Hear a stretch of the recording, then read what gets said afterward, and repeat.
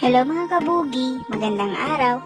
Kahapon ay inaya ko ang kapatid ko para pumunta sa bayan. Sakto naman na ito ay magpapagupit ng kanya raw buhok.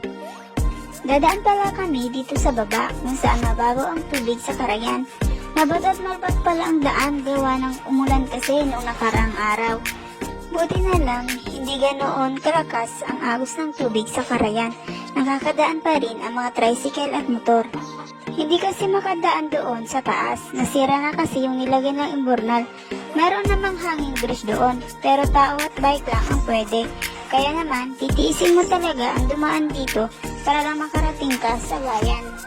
Ang kagandahan din dito sa amin, kapag malapit ka sa karayan, kung gusto mong maligo, ay pwede dito. Marami din mga isda ang makukuha mo rito. Marami din sa mga bata ang nililigo sa karayan. Kaya may mga kasama naman sila na matatanda para magtingin sa kanila. Siyempre, mas maigi nang may mga bantay sa kanila para iwas na din sa disgrasya. Nung pumunta pala kami ng bayan, ganito na pala kalalim ang tubig. Pag bumabagyo pala dito, mas malawak pa itong karayan kumpara ngayon. Pinasok na rin pala ng tubig yung tricycle namin. Pero yung kapatid ko, sige lang sa pagbabaandar para hindi siya mamatayan ng makina sa gitna ng tubig.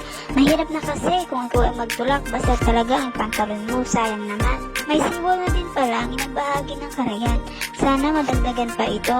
Kasi naman nagbibigay ito ng proteksyon para sa mga bahay na nasa gilid ng karayan. Ganito pala ang daanan dito sa amin.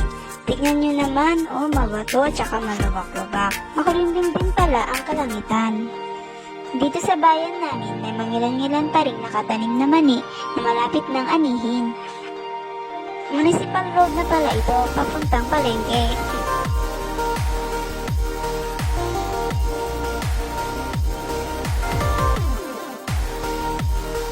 Nakarating na pala kami dito sa palengke.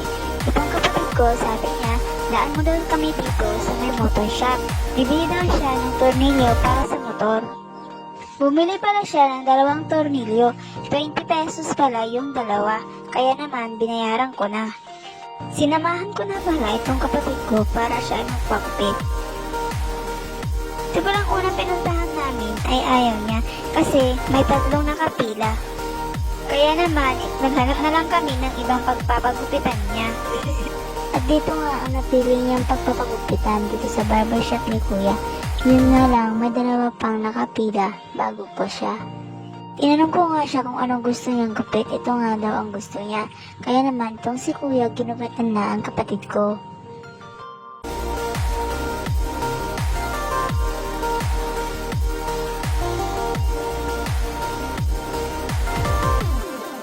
At ito na nga, tapos na siyang gupitan. O diba, ang pogi?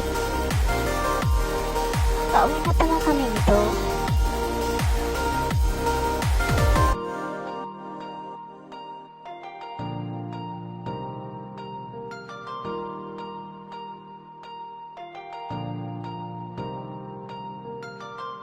Kailangan na naman natin dumaan dito sa karayan.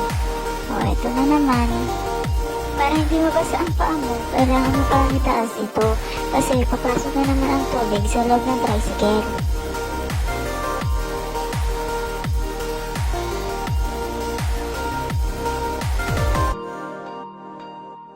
Hanggang dito na lang po. Thank you for watching.